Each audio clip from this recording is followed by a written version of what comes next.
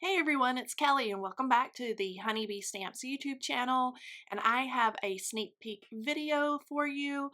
Normally we would have a live stream, but I am away with my family, so I hope you enjoy this week's little sneak peeks that I have for you, and I will be back in my craft room next week.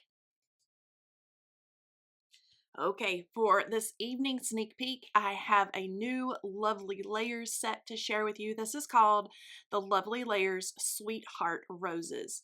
Now, for the little blossoms or for the little rose buds, there are 4 different little flowers. So you can see there's a large one, there's kind of a medium-sized one, kind of a partially open one, and then a little bud.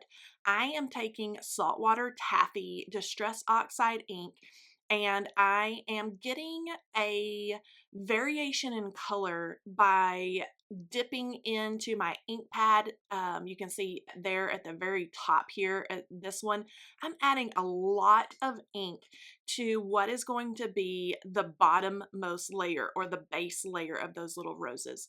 And then I am taking just what's left on the bristles of the brush and using the leftover ink to go throughout the rest of the layers as they go towards the top, so to speak, of the little Lovely Layers Sweetheart Roses. So I'm adding a lot of pressure, a lot of ink to the base layer, and then getting lighter and lighter as I go up near the top. Now, using the layering guide that will come with this set, you can organize your little blossoms, and you can see how I've got each flower or each bloom laid out in little rows. So it's easy for me to look over at my layering guide and then add in all the pieces. Now, as with all of our Lovely Layers die sets, they are going to include embossing details. And I am always really careful when putting these together that I don't want to cover up any of the pretty embossed details. And so with using the layering guide and then looking at all the details in the little petals, I can quickly put all of these little sweetheart roses together. And you'll notice here as I'm using my liquid adhesive to add all of the layers together, how the color is dark there towards the bottom. That's where I added lots and lots of ink, and then it gets lighter and lighter as I go to the top.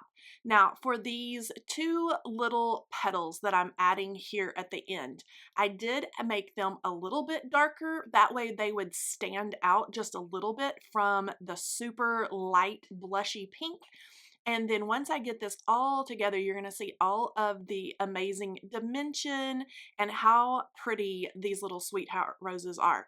So I'm just going to continue on here with my little rows of rose petals and get these all put together. Okay, as I work on this last little blossom, you can see my cute little stack of roses that I have over to the side.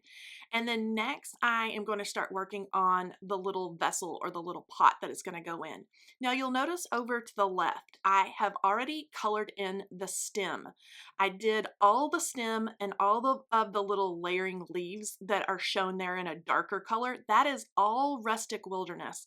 And I did that in the same way as I did the roses and the petals. As the stem part, I did in a really light hand, not dipping into the ink pad.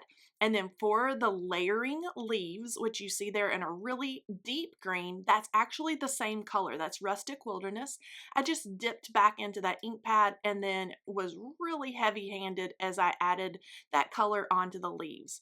Now, for our little urn or little vessel here that we're going to put our roses down into, I am using black soot on the big pot, and then the little detail pieces I'm doing in a lighter gray, which is Lost Shadow.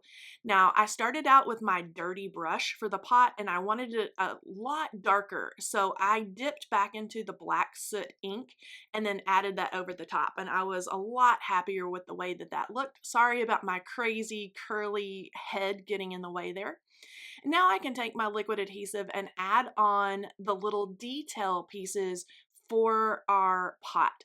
Now there is a little strip that goes towards the top. there is a smaller little strip that will go down towards the base of the pot. And then there are little details that almost look like little teardrops that are going to go into the curved portion of the pot. You could do this in any color, grays. You can see I've done it black and gray here, just depending on how you want your finished card to look. Okay, now that I have my little sweetheart roses all put together, I'm going to use the one layer vintage flourish stencil to create a resting place or a background for my little roses.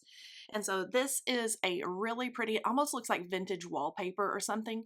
Now I've got a very light gray cardstock here, and I'm going to start off with Lost Shadow ink. Now I will tell you that this stencil is very delicate, so I'm being gentle when I'm going around the loose parts of the little leaves and things in this design.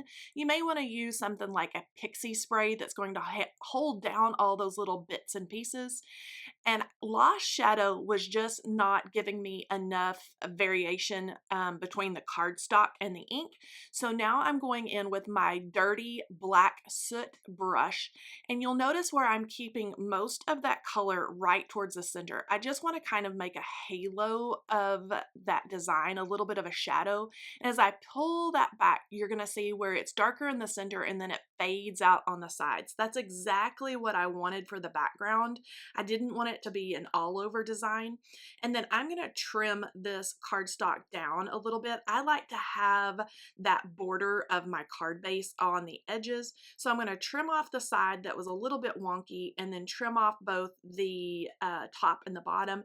And that's going to give me a piece of cardstock that is 4 by 5 1/4. So I'm going to have that little bit of a border around the edges with my card base. Okay, now if I hold this up here, we can kind of get the lay of the land, and you'll see how cute those little roses are tucked down into that big pot. And I am going to adhere all these, and I am adding this to a black card base. And I love how stunning this stencil design is on this black card base. It kind of makes everything pop. And then we're going to have our pretty saltwater taffy roses. And these little leaves, you can kind of pick up and have them go over the top of the pot. So it looks like everything is kind of nestled down in there, and you've got little bits and vines and leaves coming down over the edge of the pot.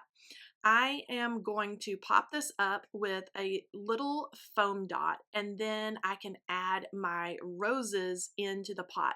Now you'll notice where I add the foam dot, it's way down towards kind of the bottom center, right towards the little teardrop area. And that is so I can add, foam and or liquid adhesive, and then slip the stem of those roses or the root or the base of those roses down into the top of the pot where I want that to go in there. So once I get everything kind of eyeballed and organized, I set my pot down, and then you can kind of determine how tall you want your little sweetheart roses to be. So you know where you want those to go on your card so they don't stick up over the top. You can kind of eyeball it and do it that way. Now the next thing that I need for this pretty card is a sentiment. Now, this sentiment comes from a set designed by Kelly Taylor. It says, "Have a beautiful birthday." And the whole stamp set is called "Love is a Rose." And so that's going to give you a little bit of a hint of Kelly's beautiful illustrations in that set. But I have stamped that in black ink. I'm going to use the coordinating die to cut this out, and then I can add it onto my little sweetheart rose card.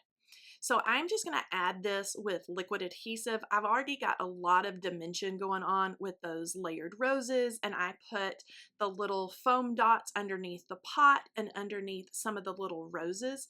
So I am going to use my tweezers and kind of hold my finger there and let that liquid adhesive connect to the little leaves and things that are underneath the sentiment. Now, a little final touch or a little added touch, I'm going to add some of our new Vintage Love pearls.